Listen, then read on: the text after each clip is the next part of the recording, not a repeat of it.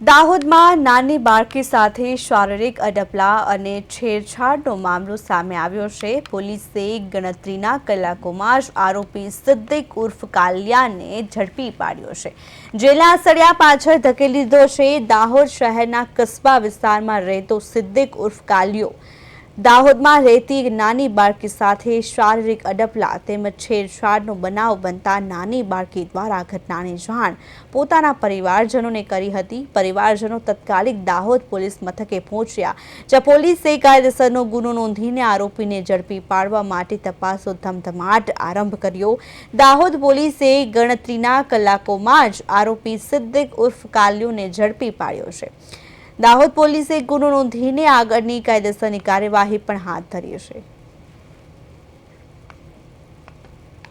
ગઈકાલે દાહોદ એ division post વિસ્તારના કસ્બા વિસ્તારમાં આવેલો વિસ્તાર છે, ત્યાં એક ઘટના ઘટી હતી, જેમાં એક નાની ભૂખ બળનાર બાળા છે, તેમને એના બાજુમાં રહેતો વ્યક્તિ જેનું નામ છે સિદ્દીક ઉર્ફે કાલિયા યુસુફ ચાંદ, સિદ્દીક કાલિયા દ્વારા એ બાળકીને લઈ જઈ અને ગાડીમાં લઈ જઈ હડપલા કર્યા હતા અને એમની પાસે બીભત્સ વર્તન કરીને અશોભની ભાષાનો ઉપયોગ કર્યો હતો અને આ બાબતની જાણ પરિવાર દ્વારા આ વ્યક્તિ વિરુદ્ધ ફરિયાદ દાખલ કરવામાં આવી છે।